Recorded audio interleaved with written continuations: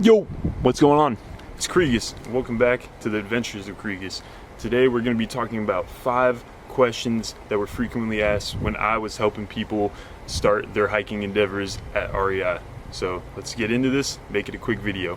First and most frequently asked question when it comes to just hiking, especially on the East Coast, was staying as dry as possible. Now the first thing that people would want to do is waterproof everything, but let me tell you that from experience, that is not always the best case. Actually, in some cases, you will stay wet for longer if you have everything waterproofed out.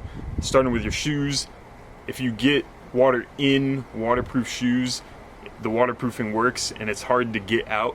So trench foot becomes a huge problem. That may lead you to be more prone to infection and injury.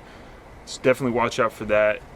Same thing for rain pants or rain jacket, especially with the humidity on the East Coast. You may actually be more wet with it on than if it was off.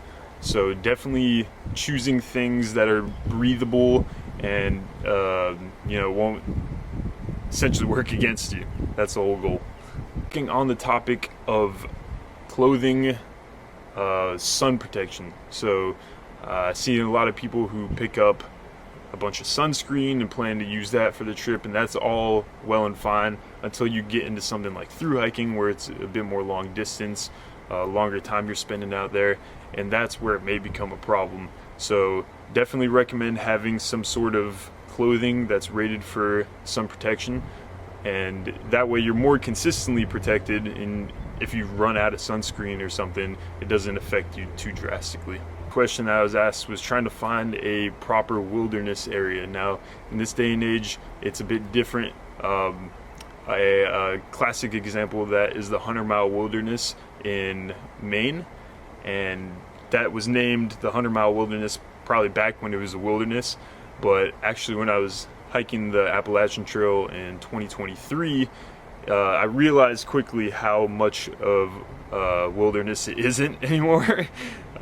Just because, there was a bunch of roads, people were getting on and off, they were bringing just a bottle of water for the day, and that was also the last spot I got Trail Magic, which was crazy because that was the last place I was expecting it. Would you like a banana? Yeah, sure. Wilderness areas are always changing. Definitely keep that in mind when you're planning your next backpacking trip. A lot of people were coming to me trying to smell proof their entire bag. Now let me tell you, if you are out in the wilderness, something smells you. You cannot hide the smell of yourself or your belongings without just completely overkill. Especially when it comes to your food.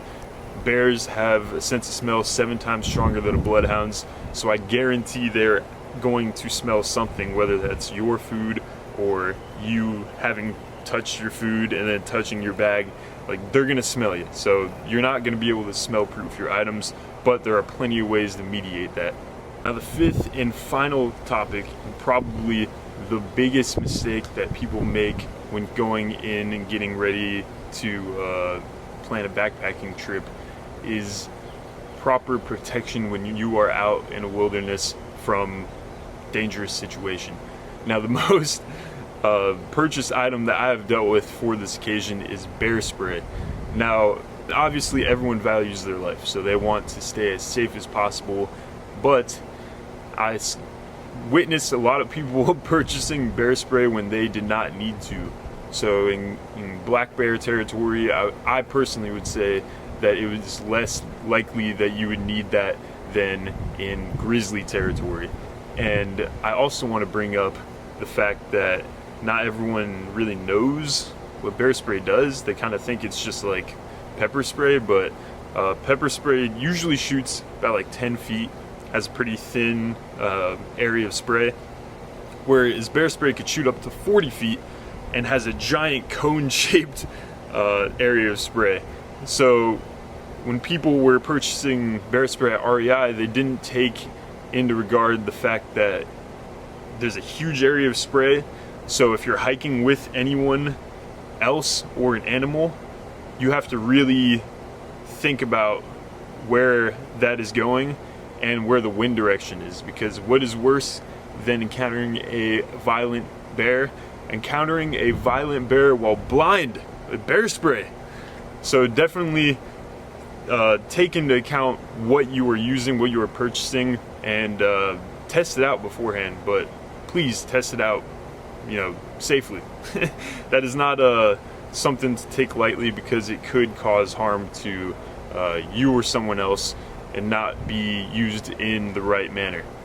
But yeah, that was the most purchased thing when I worked at REI that I kind of talked people out of, because they were just buying it willingly and not for the right situation. Thank you guys so much.